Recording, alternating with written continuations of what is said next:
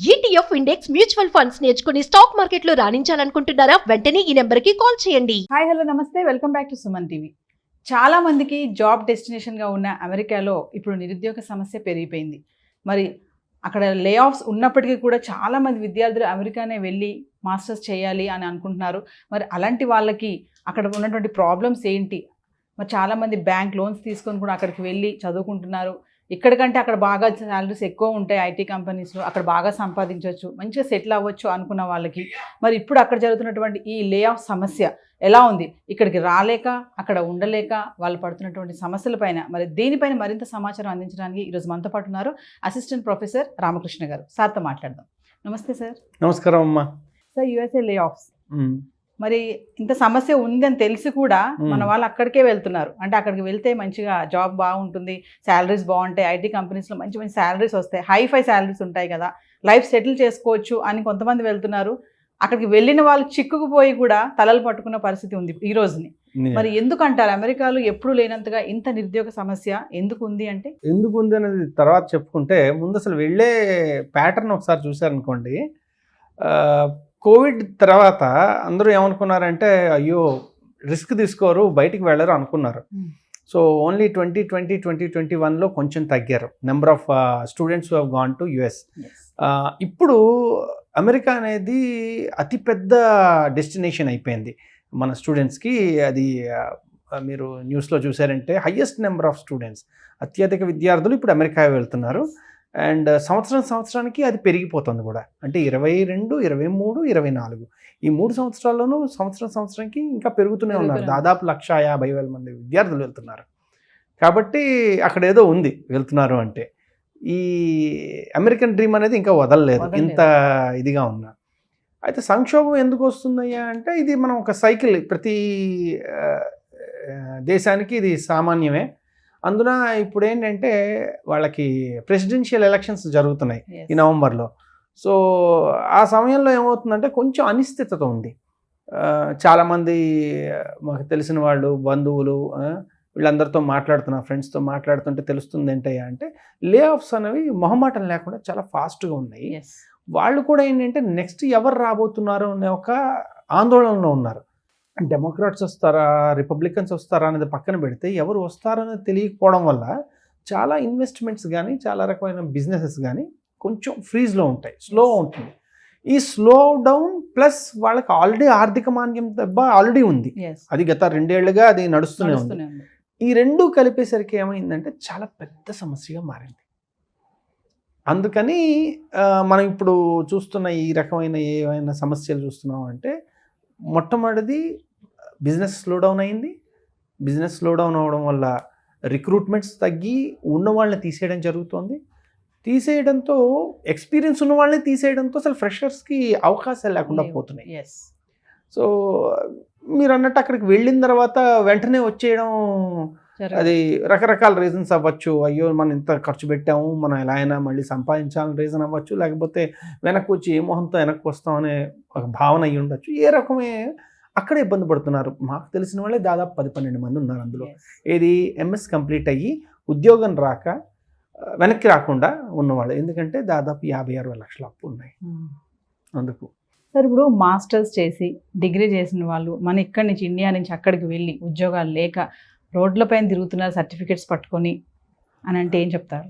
అంటే అదే, అంటే కొంచెం మనం వాస్తవంలో బ్రతకడం అనేది చాలా ముఖ్యం. ఇక్కడ ఏమవుతుందంటే అక్కడికి వెళ్తే ఏదో రకంగా బతికేయచ్చు అనేది ఒకప్పుడు నిజంగానే జరిగేది. ఒక 10-20 ఏళ్ల క్రితం మీరు ఎలాగోలాగా అమెరికా వెళ్ళిపోతే ఏదో రకంగా బతికేయచ్చు. మీరు ఉద్యోగం చేస్తారా, లేదంటే చిన్న వ్యాపారం మొదలు పెడతారా, ఏదో రకంగా వాళ్ళ ప్రాసెస్ ఏవైతే ఉన్నాయో అవి కొంచెం టైటన్ చేశారు. రెండోది ఏంటంటే ఈ ఇందాక అనుకున్నట్టుగా ఉద్యోగాలు లేవు పెద్దగా. లేకపోవడం వల్ల ఏంటంటే వీళ్ళు ఏం చేయలేరు. వీళ్ళు రియలిస్టిక్గా ఉండి ఓకే అక్కడ సరే ఇక్కడైనా మనం చేయొచ్చు, లేదు అమెరికా తప్ప చాలా దేశాలు ఉన్నాయి, మనకి అక్కడికి ఎక్కువ డబ్బు సంపాదించాలనే ఒక కోరిక ఉంటే చాలా మంచి కోరిక, దానికి తగ్గట్టుగా ఇంకే దేశాలు ఉన్నాయి. ఇప్పుడు స్కాండినేవియన్ కంట్రీస్ ఉన్నాయి, యూరోప్లోనే చాలా కంట్రీస్ ఉన్నాయి. ఒక్క భాష నేర్చుకుని వాళ్ళు ఆ కంట్రీకి వెళ్ళగలిగిన వాళ్ళకి ఇమిగ్రేషన్ చాలా ఈజీగా ఉన్నవి దేశాలు ఉన్నాయి.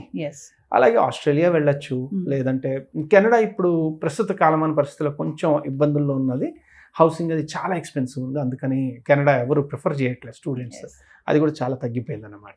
గతంలో చూసుకుంటే వేల సంఖ్యలో రిక్రూట్ చేసినటువంటి ఐటీ కంపెనీస్ ఇప్పుడు ఉన్న ఫలంగా ఉద్యోగాలు లేవు అని చెప్పేసి తీసేస్తున్నాయి. ఆల్రెడీ వాళ్ళకి ఈమెయిల్స్ కూడా పంపడం జరిగిందంట. అవును, దీన్ని ఎలా చూడొచ్చు అంటారు? ఒకప్పుడు రండి రండి అని తీసుకున్న కంపెనీస్, అది ఎప్పుడో సినిమా ఉండేది అంతం కాదు ఇది ఆరంభం అని, ఆ సినిమాని ప్రస్తావించుకుని ఇది మనం చూస్తుంది ఏమీ కాదు. ఎందుకంటే ఆర్టిఫిషియల్ ఇంటెలిజెన్స్ తాలూకా పూర్తి స్థాయి ఇంపాక్ట్ ఇంకా మనం చూడట్లా. ఇది శాంపిల్కే మీరు ఇలా ఫీల్ అవుతున్నారు. ఇది రాను రాను అది ఏమవుతుందంటే చాలా నార్మల్గా చేసే కోడింగ్ జాబ్స్ కానీ చిన్న చిన్న రొటీన్ టాస్క్స్ ఏవైతే ఉంటాయో వాటన్నిటినీ అది తీసేస్తుంది.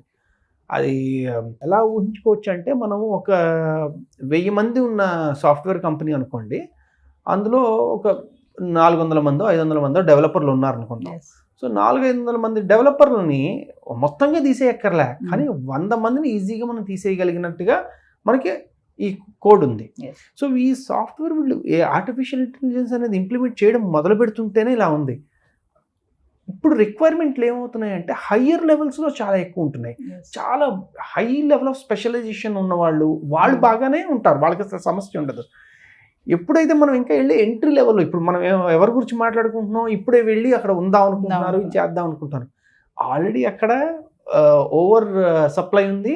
ప్లస్ ఇది ఒక్క ఇండియన్స్కి సంబంధించింది కాదు కదా, ప్రపంచంలో చాలా దేశాలు సంబంధించిన వాళ్ళు అక్కడికి వెళ్ళేది ఇలానే సెటిల్ అవుదాం అనుకుంటారు. మరి అప్పుడు ఆ ఓవర్ సప్లై ఉంది, ప్లస్ ఆర్టిఫిషియల్ ఇంటెలిజెన్స్ ద్వారా ఉండడం వల్ల చాలా ఉద్యోగాలకి నిజంగానే ఎసరు వచ్చింది. ఈ రెండిటి వల్ల మనం ఇరుక్కుని నలుగుతున్నారు ప్రస్తుతానికి. అదే సార్, ఒకటి ఏంటంటే అమెరికా వెళ్ళాలి అంటే కొంతమందికి సఫిషియెంట్గా అమౌంట్ మనీ ఉంటుంది, లేదంటే కొంతమంది అసెట్స్ అమ్ముకొని, లేదంటే బ్యాంక్ లోన్స్ తీసుకొని వెళ్తారు. మరి ఇప్పుడు ఇలాంటి పరిస్థితులు అలా తీసుకుని వెళ్ళిన వాళ్ళు ఇక్కడికి రాలేక, అక్కడ ఉండలేక, ఈఎంఐ కట్టలేక, మరి వాళ్ళు పడుతున్నటువంటి ఇబ్బంది గురించి మాట్లాడుకుంటే మనం ఇప్పుడు జనరల్గా ఎలా ఉంటుందంటే అన్ని సక్సెస్ స్టోరీస్ మాట్లాడుతుంటాం, ఫెయిల్యూర్స్ గురించి మనం పెద్దగా మాట్లాడుకుంటాం. అందువల్ల ఫెయిల్యూర్స్ ఎప్పుడో ఇలాగ మీ ఛానల్స్ లేకపోతే ఇంకేదైనా ఛానల్స్ దాని మీద ఫోకస్ చేస్తే కానీ తెలియదు ఇదిగో ఇలాగా ఫెయిల్యూర్ ఉందని.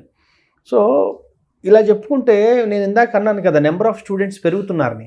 ఇందులో స్టెమ్ అంటే ఏంటి, science and technology and management, వీటికి సంబంధించిన ఇంతకుముందు అడ్మిషన్లు విపరీతంగా ఉండేవి.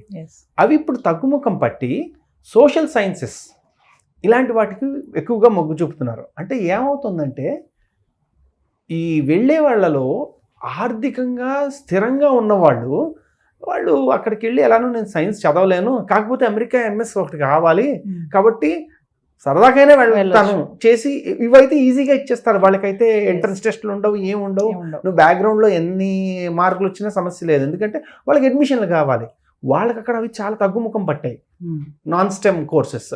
సో అందువల్ల ఏం చేశారు, ఇప్పుడు ఇవి పెరుగుతున్నాయి అన్నమాట. జనాలు అక్కడికి వెళ్ళి వాళ్ళకేం ఉద్యోగాలు అవసరం లే, ఎంఎస్ చేసేసి అమెరికాలో ఎంఎస్ చేసామని చాలు. అలాంటి వాళ్ళు హ్యాపీగా వెళ్ళండి.